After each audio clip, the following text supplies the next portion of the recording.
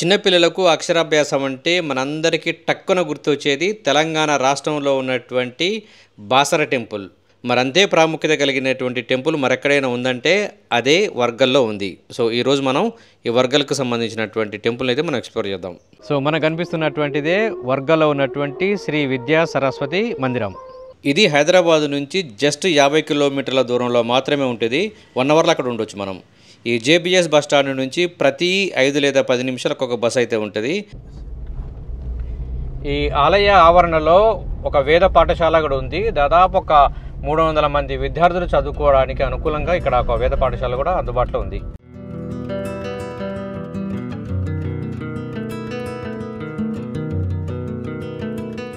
ఈ గుడి అక్షరాభ్యాస కార్యక్రమానికి చాలా ఫేమస్.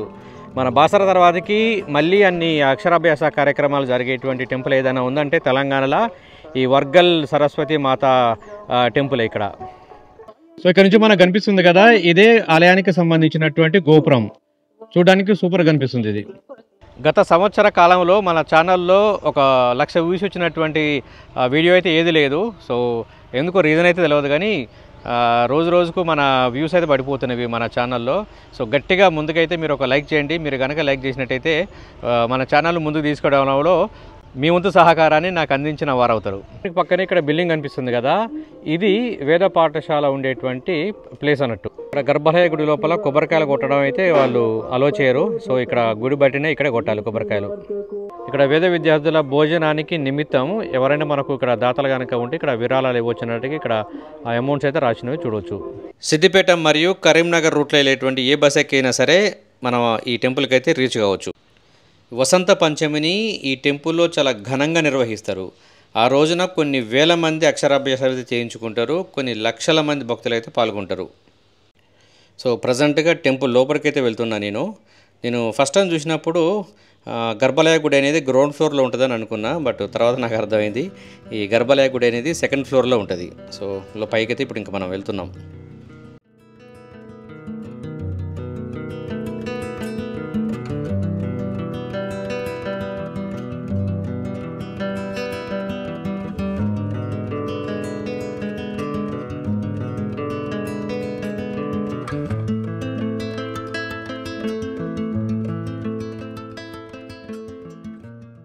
శ్రీ కంచి కామకోటి పీఠం వారి ఆధ్వర్యంలో ఈ ఆలయం అయితే నిర్వహించబడుతూ ఉంది.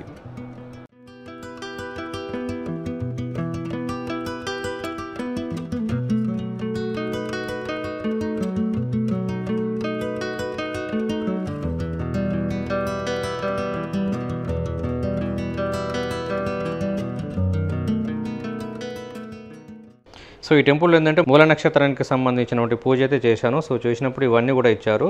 ఒకటి 2025 క్యాలెండర్, తర్వాతకి ఇది కూడా 2025 క్యాలెండర్, ఇది కొంచెం పెద్దగా ఉంది.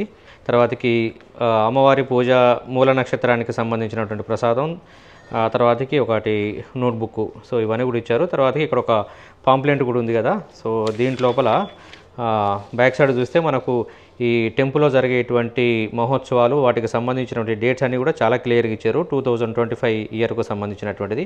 ఇక్కడ ఒక టెంపుల్కు సంబంధించినటువంటి వెబ్సైట్ని కూడా మీరు చెక్ చేసుకోవచ్చు. ఈ గుడికి అనుబంధంగా ఇక దాదాపు ఒక 4 ఆలయాలు అయితే ఉన్నవి. ఇక్కడ కనిపిస్తుంది కదా, అది శ్రీ లక్ష్మీ గణపతి ఆలయము. దాని పక్కన ఉన్నటువంటిది ఇది ఉంది కదా బ్లూ కలర్లో, అదేమో శనేశ్వర ఆలయము. సో దాని పక్కన ఉన్నటువంటిది సుబ్రహ్మణ్య స్వామి దేవాలయం. దాని పక్కన ఉన్నటువంటిది ఇది శివాలయము. సో దీనికి అవతల వెంకటేశ్వరునికి సంబంధించినటువంటి ఆలయం కూడా ఈ గుడికి బయట ఉంటుంది. ఇక్కడ సరస్వతి అమ్మవారికి సంబంధించినటువంటి ఒక భారీ విగ్రహం అయితే ఉంది. సో దీని అయితే మనం కొంచెం ముందుకెళ్ళి చూద్దాం ఇప్పుడు. సో ప్రజెంట్గా మనం ఈ లక్ష్మీ గణపతి ఆలయంకి అయితే వెళ్తున్నాం. మనం ప్రతిరోజు ఉదయం 10:30 నుంచి 1 గంట వరకు ఇక్కడ అన్నప్రసాదం కూడా జరుగుతుంది. సో గుడికి వచ్చినటువంటి భక్తులైతే నిత్యాన్నదానాన్ని మీరు చేసేసి వెళ్ళొచ్చు. సో ఈ గుడి లోపల సరస్వతి మాతకు సంబంధించినటువంటి ఒక భారీ విగ్రహం అయితే ఉంది, చూడవచ్చు ఇక్కడ. సో ఇక్కడ ఫోటోగ్రాఫర్ కూడా అందుబాటులో ఉన్నాడు. అవసరం అనుకున్నటువంటి భక్తులు ఇక్కడ సరస్వతి అమ్మవారి సమక్షంలో ఫోటో కూడా దిగవచ్చు. ఫోటో ఈ విధంగా వస్తుంది. ఒకటైతే 100 రూపాయలు ఛార్జ్ చేస్తారు వీళ్ళు. శ్రీ లక్ష్మీ గణపతి ఆలయం నుంచి నెక్స్ట్ ఈ దారి అనేటువంటిది శనేశ్వర ఆలయానికి రీడైరెక్ట్ అవుతుంది ఈ దారి. సో నెక్స్ట్ అయితే మనం ఈ టెంపుల్ కూడా వెళ్దాం. ఎవరైనా గుడికి డొనేషన్ ఇవ్వాలనుకునే వాళ్ళైతే దీన్ని చూడండి. సంవత్సరంలో ఒక పూట అన్నదానం 1516లో, సంవత్సరంలో ఒకరోజు అన్నదానం 4000 రూపాయలు. సో వీటిని చెల్లించి అమ్మవారి కృపకైతే మీరు పాత్రులు కాగలరన్నట్టుగా ఇక్కడ ఉంది, చూడవచ్చు.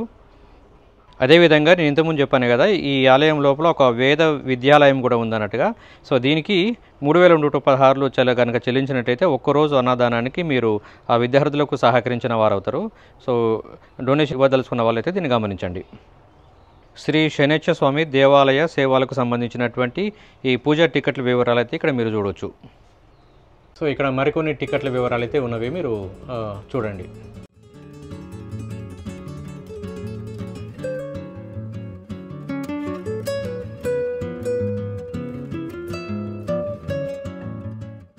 సో ప్రజెంట్గా నేను వచ్చినటువంటి టైంలో అయితే ఈ గుడికి సంబంధించినటువంటి గేట్ అయితే క్లోజ్ చేసి ఉంది.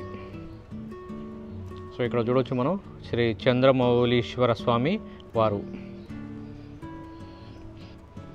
సో లోపల నుంచి అయితే చూపించడానికి అయితే ప్రయత్నం చేస్తాను నేను కొంచెం. సో ఇది ఈ టెంపుల్లో ఉన్నటువంటి శ్రీ శివాలయానికి సంబంధించినటువంటి శివలింగం ఇది.